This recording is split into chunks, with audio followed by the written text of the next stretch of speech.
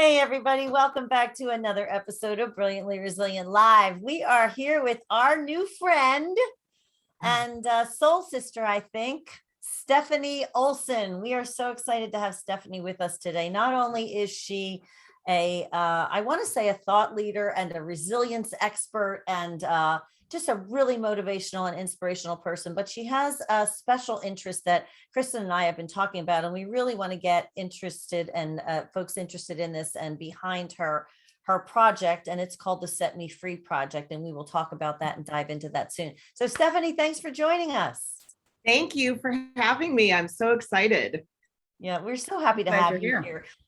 So we actually, full disclosure, we talked to you on your show not too long ago. And so we've learned a little bit about each other in the process.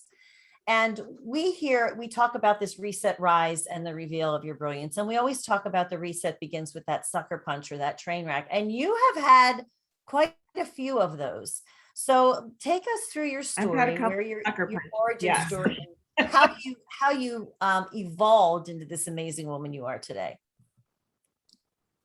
Yeah. Oh, thank you. Well, it all started on day one because we go way back, because I was born to an amazing woman, but a very abusive father. Mm-hmm. And he was also not only, so this was the 60s, and I'll say the late 60s. Okay, 69. So I don't want to be too early in the 60s, but I was born in the 60s. So at a time when, my mom, I was conceived out of wedlock. So right there is a big old strike. But I was also conceived to a biracial couple. So my mom is white. My father was African-American. And so already I am coming into this world with some baggage against me. Baggage. Yes, that time, that was baggage. Absolutely. Absolutely. And when I was a year old, my mom escaped from this extremely abusive relationship, which is a really important thing. And so good. Little girl, mother never did anything to contact me, never wanted anything to do with me. And when she escaped, not only did she save our lives, but I lost all contact with my biological father. Is my internet okay here? It just came back. We lost you for a second, but I think what you were referencing was when your mom left and how it was quite literally a matter of life and death for you. And then that was it with contact with your dad. Yeah, absolutely.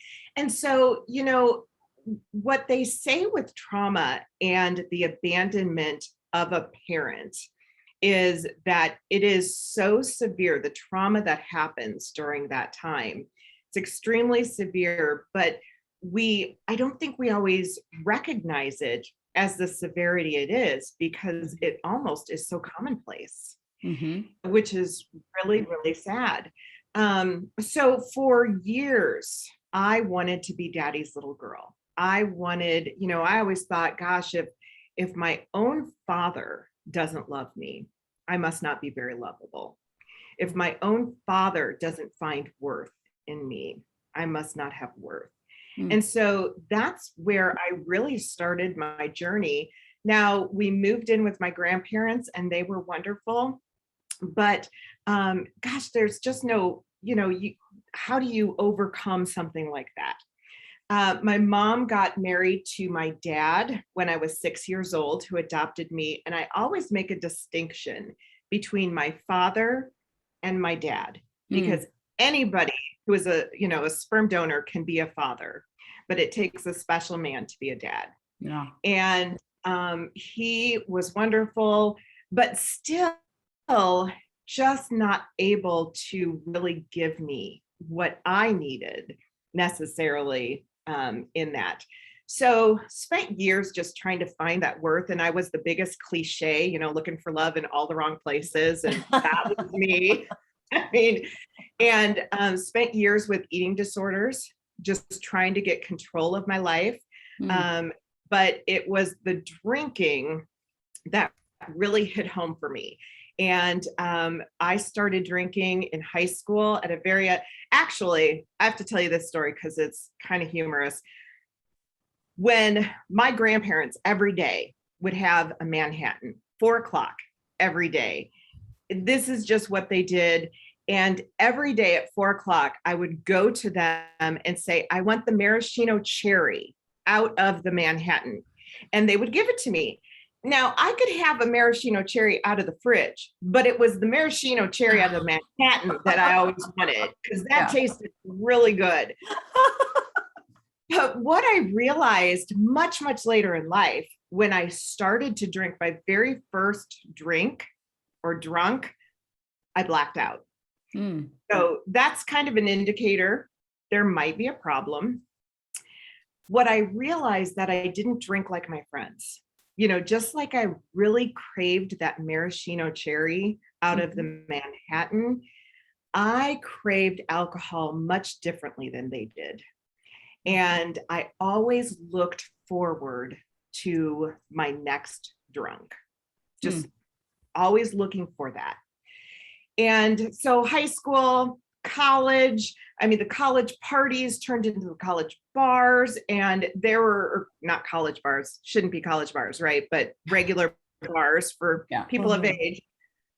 But what happened to me during that time where I was just chasing worth was a lot of additional trauma that I didn't even realize that was trauma. I was raped several times. And what is so striking about some of those things, I didn't even realize that it was rape because I thought it was my fault. I was drunk. I shouldn't have done that.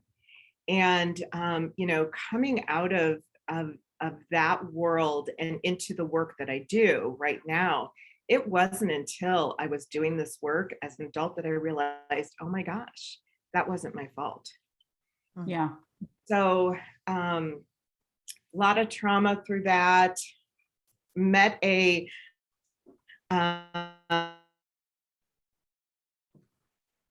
director of operations and programming, lovingly calls our practice husbands. So I met my practice husband. I love this concept. And yes, you gotta, not everyone has a practice one, but most of the practice husbands, not good, right? Not what you want. And our first year of our relationship, we were drunk. He was a drug dealer, so that's always good, right? So there you go. Always something you're looking for. Well, you had a hit parade, girl. You had one hit after another, didn't you? Yes. And it's, I think sometimes when you got that initial trauma, that's what and you don't know how to get out of that. It's hard to get out of that. So my practice husband was extremely abusive and just very, very lot of emotional abuse. There was some physical abuse, but because there was not a ton of physical abuse, I didn't see it as abuse, but it was very abusive. And, when you're going into a relationship like that and coming out of an abusive relationship, it truly changes who you are and how you look at yourself. One day I wound up, just was tired and I wanted to rest. And I took a bunch of pills with whiskey chaser and wound up in the hospital. And it was the best thing that had ever happened to me. Because I was able to take a week. I was 105 pounds. My eating disorder was just, in a rage.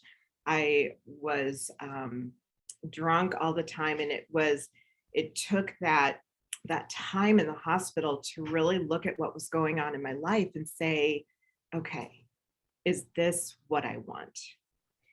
So coming out of that, I met an amazing man by the grace of God, because healthy attracts healthy. Yeah. And so, not sure how I got this incredible guy. I'd practiced really, hard for this, and then I get this great guy. But I was drinking every day, and every day I would, and I didn't consider myself an alcoholic because I didn't drink with a bag. I wasn't under a bridge. These were not things that were a part of who I was. And I was functioning every day. And I would do things to just cut back a little bit, like, okay, I need to cut back. I know I'm not doing well.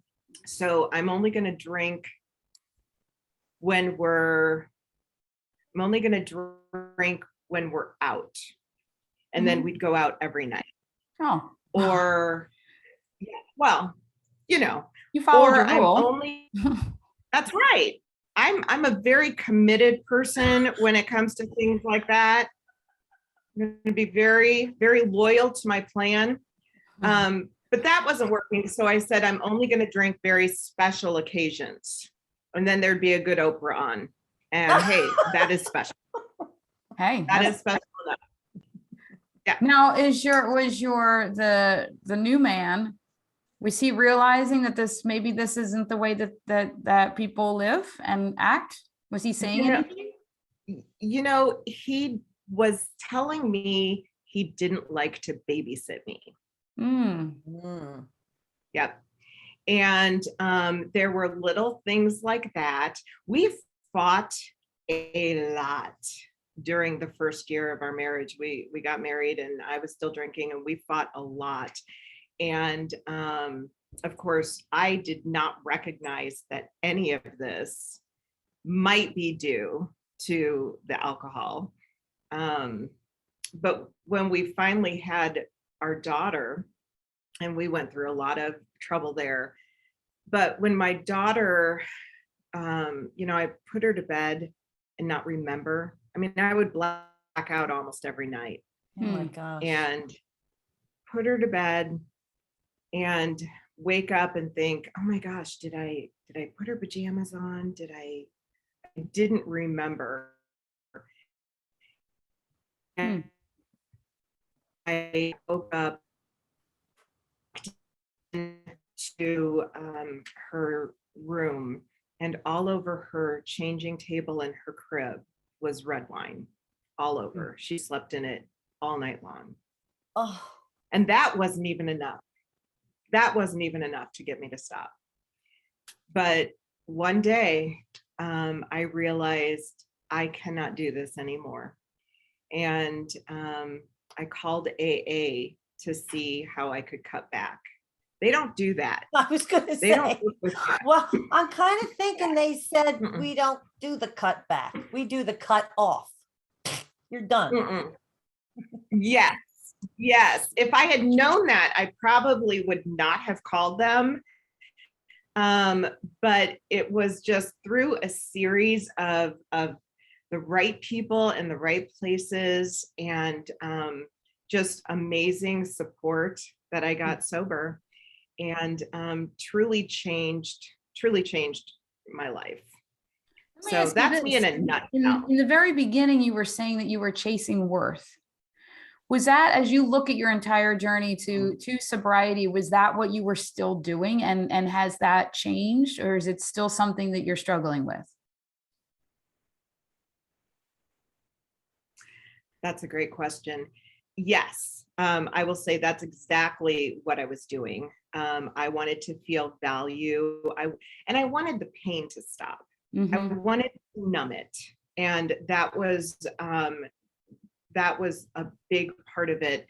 But when I was drinking, I felt more beautiful. I was funnier. I was more exciting to be around, all of these things that I told myself. And so, yeah, it was really chasing that value and that worth.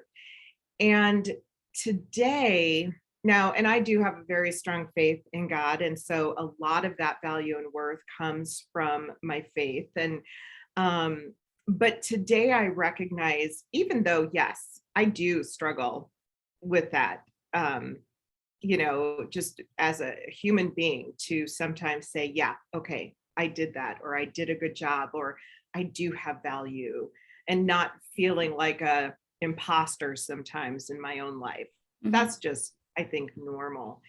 But it has, I think one of the things I had to come to terms with, because for so many years, I wanted to tell my biological father off and tell him, I did this without you, I didn't need you.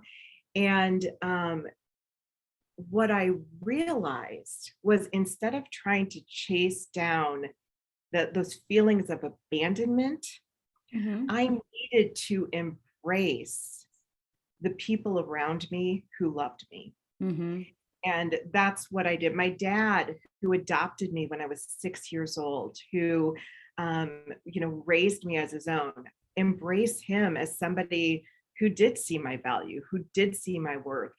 My husband, who today, my current husband, who is amazing and has loved me through all of it, embracing him. And so those were the things that I had to really recognize, that I don't need to focus on the abandonment.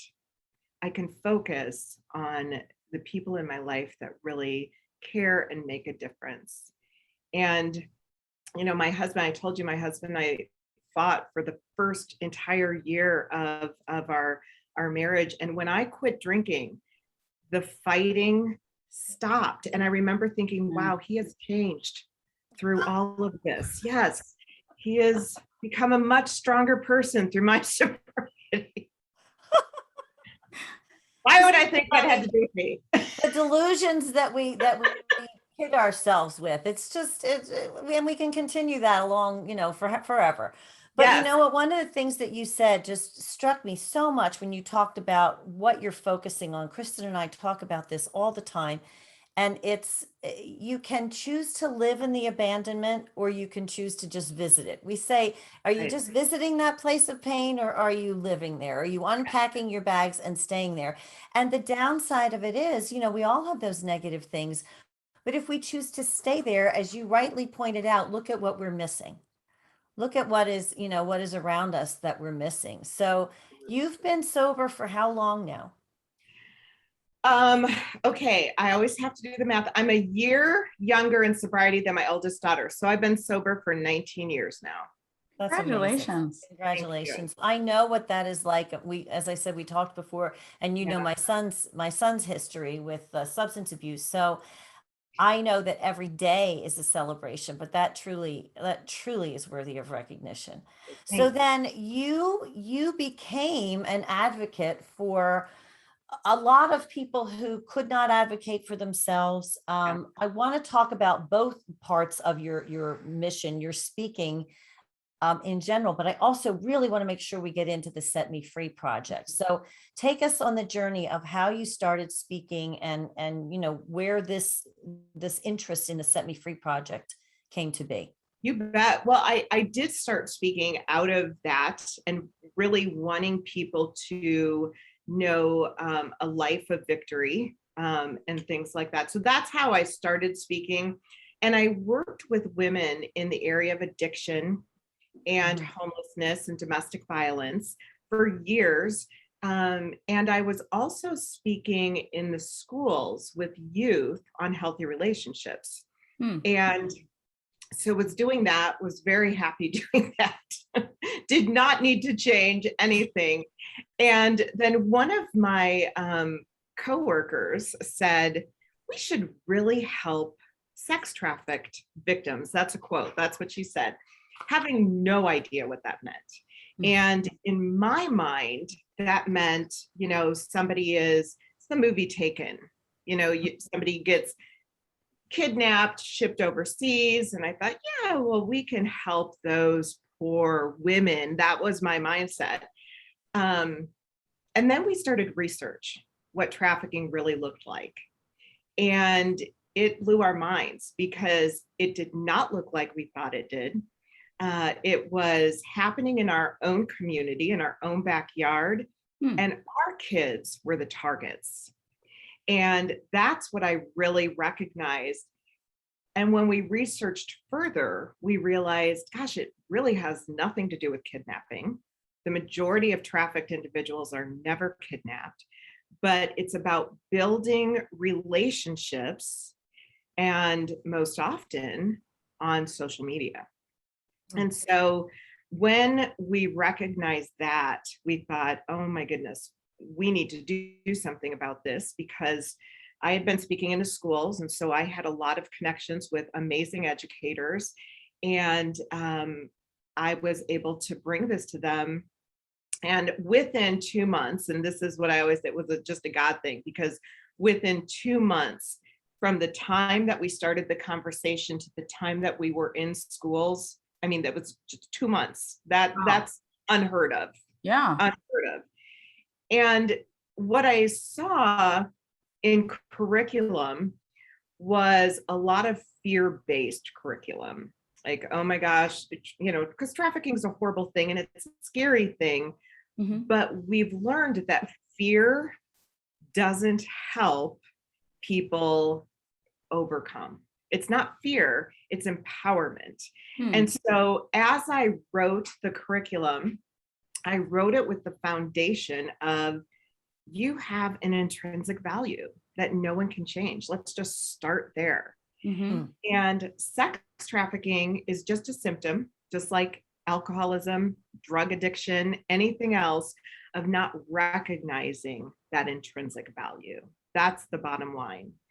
And so I wrote the curriculum starting there, and then I made it, this was all over holiday break, by the way, so it was fast, but I wrote a lot of engagement, a lot of activities. I wrote it for youth, and I made it funny. Now, is not funny, but what we learn is that when you can bring something with humor, people retain it. And so it was just a very different, and we always say today, because today we're now in about 400 schools across the Midwest, and we're selling our curriculum and our model. We're helping people do what we do in other areas. So kind of like franchise, kind of like, supporting them in that. And we're able to really see some change in kids' lives that was just not necessarily happening before in those areas. Wow. So when you're doing these presentations and workshops and stuff with the kids and talking about their intrinsic value, I mean, do you see their reactions? Are there a lot of kids out there that are not realizing that they have value inside? It's already there? Yeah, I'm going to tell you a story, because it is astounding how many kids don't recognize that. We were doing a presentation with a middle school, and we like to be directly in the classroom. We don't like the big assemblies. We like to be directly in a classroom. So if a kiddo needs to talk and disclose, they have a safe place to do that. So we had a kiddo approach us and say, I have never heard anyone tell me I have value. I have never heard that. And so we talked to him a little bit, and he wound up disclosing that he was in an extremely abusive home, that there was a lot of physical and sexual abuse, that he was getting abused by his brother currently. And so as we talk, of course, we got involved, we reported. And normally when that happens, we don't hear back. We don't know. Normally we don't know what's happened. And this young boy contacted us and said, I just want to tell you that I was removed from my home, and it was definitely scary, but for the first time in my life, I am safe. And that's because of you. Wow. A month later, he emailed us again and said, today's my birthday, and I just want to tell you that I'm having a birthday because of you. Wow.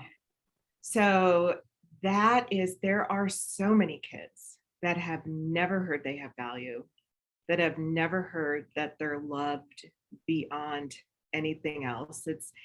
There's a lot of, I had a kiddo say, I'm not more valuable than my shoes.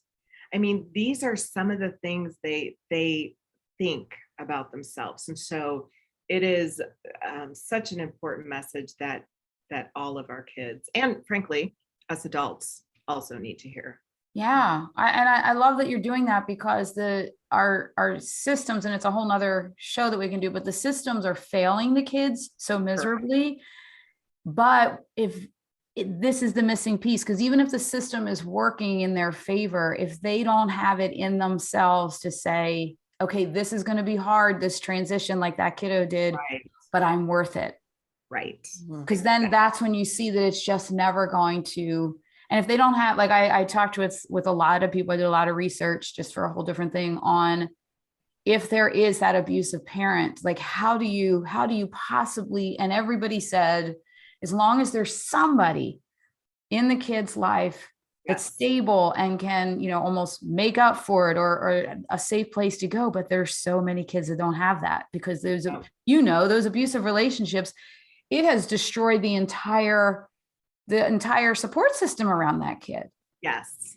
So when they're getting that message, that's huge. Yeah. Exactly. Wow.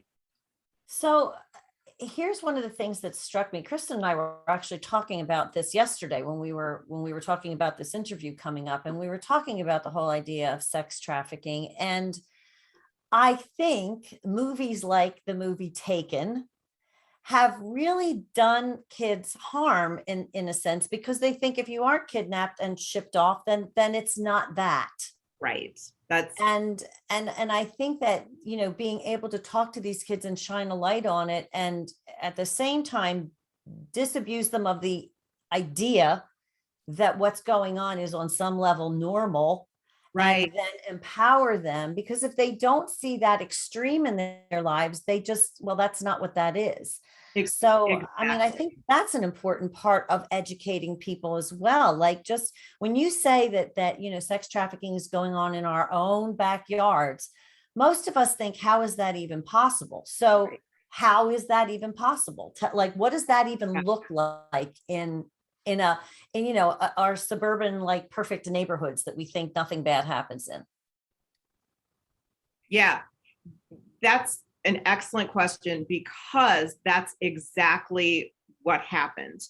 We have organizations that are supposedly experts in this industry that go into schools and will talk about sex trafficking, and we'll go in and say, okay, let me ask you a question. Now you've learned all this.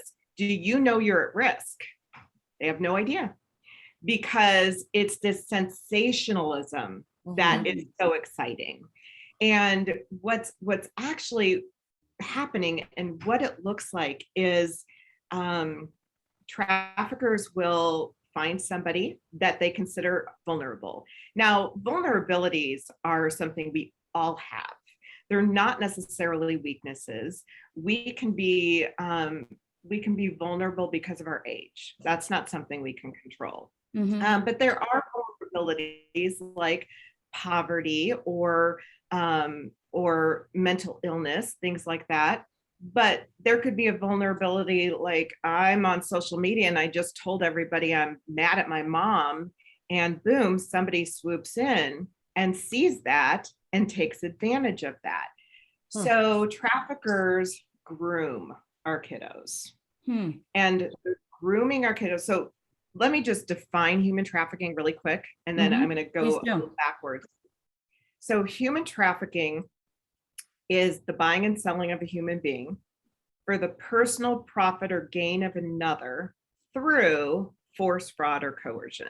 That's what it is. It takes three people, the buyer, the seller, the individual being trafficked, and there's an exchange of something of value. That could be money, that could be drugs, that could be a place to stay, whatever it is. Now, the force, fraud, and coercion piece is really important, because with adults, we have to force, fraud, or coercion. With youth, we don't have to prove that. With sex trafficking, any commercial sex is considered sex trafficking. But we always hear about force because it's exciting. You can make a movie out of it. Yeah. It's sensational. But what's typically happening is the fraud and the coercion. So we've got fake relationships. So I go in, I always tell people this example. So I could, Kristen, I'm going to use you here. I could go ahead and kidnap you and throw you in my white van after this interview. Fortunately for you, we're in different states. But if I did that, threw you in my white van, drugged you, and sold, are you going to be a good product for me? Probably not. Right. You're scared, you're drugged, probably not. But if instead I became the mom you've never had, and I fill your needs, maybe they're physical needs, I give you clothing, I give you a place to stay, I give you food to eat. Maybe they're emotional needs. I tell you that I love you. I tell you have value, you know, whatever it may be, all these things. And then one day I say, okay, Kristen, we are in trouble. And I need you to do this one thing, maybe once, twice, 3 times max. Now, are you going to be a good product for me? Of course. Because you trust me, you love me, and you think now it's your choice. You're helping the family. Mm-hmm. And that's how traffickers do it. And because of social media, they can find the individuals they want to traffic and target them by a press of a button, because we're posting our whole life on social media. And now I can target you. I can get you to trust me. I can fill that need. And then I start to isolate, sexualize you as a product, and maintain control. And that's how it happens. So I may look like your partner, romantic partner, and mom and dad have no idea that I'm a trafficker. So it's insidious.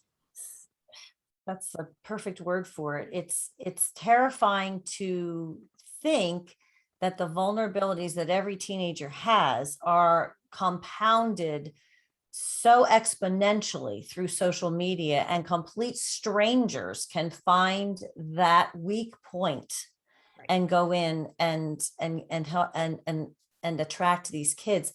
So I think at one of your points about just empowering these kids to know that they have worth, I think that's something that parents have to be aware of, especially at teenage years. I mean, teenagers are a mess. They're just a train wreck. Yeah, it's an awful time of life. It is. It's terrible. I would never in a million years want to go back to that. So I think that is so essential, because they're also pushing parents away. But I think you're right that it's exactly at the point where we need to, pull them closer and go, you know what, it's a tough world out there. I want you to know how important you are. Right. Exactly. And unfortunately, a lot of parents aren't doing that. Right. Well, I think we just think, they're just teenagers, and you blow it off, and they're just they're going to go out with their friends and it'll be fine. But there are things that we did not have in our world that we have to recognize are out there to harm our kids. People have a greater inroad than they ever did before. Absolutely. When we have access to the world has access to us. Yeah. So true. Wow, this has been so enlightening. Are there resources? Yeah. You have resources that people can tap into to start having conversations with their kids, or what we can do? Absolutely. So one of the things that we do is, we do have a curriculum from 3rd grade through college for youth, but we also love to talk to adults in every facet. And so we love to talk to parents. We do webinars and, get people together all over and have those conversations. It's really hard as a parent to have those conversations in all honesty, because you could be, I will give myself as an example. I'll talk to my children and they're like, you have no idea what you're talking about. This is my business and I have no idea what I'm talking about, or I'm overprotective or whatever it is. So it almost does take that outside person coming in to say, this is what's going on. And this is how you can protect yourself, friends. This is just really, I mean, because the reality is that kids can hear something from their parents 112 times. And then all of a sudden, an outsider will say the same exact thing, and they'll be like, Mom, you would not believe what I learned today. Oh my I mean, gosh. When David was in rehab, that happened to a T. We went to see him at a counseling session, and he's talking with, these glowing references about the counselor, and thank God for the man. But he's telling me, this guy told me this, and I'm thinking to myself, I've been telling you that since you were 3. Like, what? But you're exactly right. We're the parent is the Charlie Brown teacher voice. Wah, wah, wah, wah. They don't hear us. So it's so important to get these other voices to hear all of this, and to get these kids to pay attention and to listen. So I mean, we could talk to you forever, because you're such an amazing, fascinating woman. And I want to also kind of circle around to this and just say all of this has very much to do with resilience. And you talk about that as well.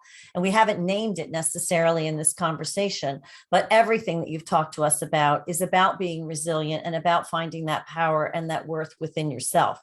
So where can people find more of Stephanie Olson's wisdom? Because everybody needs it. Well, thank you. Would you tell that to my family? I will tell that to would your be great. children. If you would tell my children the same thing. I feel like at the dinner table, everyone should read our bios to remember that we're amazing. No kidding. Exactly. Yes. Okay. Thank you for that encouragement. Yes. So there's a couple of places you could find me. You can find me at stephanieolson.com. That's spelled correctly. Stephanie, STEPHANIE, Olson, OLSON. So that's awesome. And then you can also find me at setmefreeproject.net. And we're on all the social media links and everything like that. But yeah. Well, this has been an incredibly enlightening conversation, one that every person in this country should have to hear and listen to, because it's so very important. So we can't thank you enough for your time. We had a relationship with you before from your show, and we just think you're the best thing since sliced bread. So thank you for joining us and for having the heart to take this on, because it's so important. And everybody out there, if you all are having some issues with resetting, rising, and revealing your brilliance, head on over to brilliantlyresilient.net. We got a bunch of resources for you over there. As Kristen likes to say, and it just cracks me up, if you blink 3 times when you get on the homepage, all of a sudden this magical little box will appear. And you can put your email in it, and you will get some brilliance from us every week and be caught up on all the news. Kristen, you have anything to add? Nope. Peace out. Well, that never happens. Okay, we're going to quit while I'm ahead. So thanks everybody for joining us, and we will see you next time on the next episode of Brilliantly Resilient Live. Bye-bye. Yeah.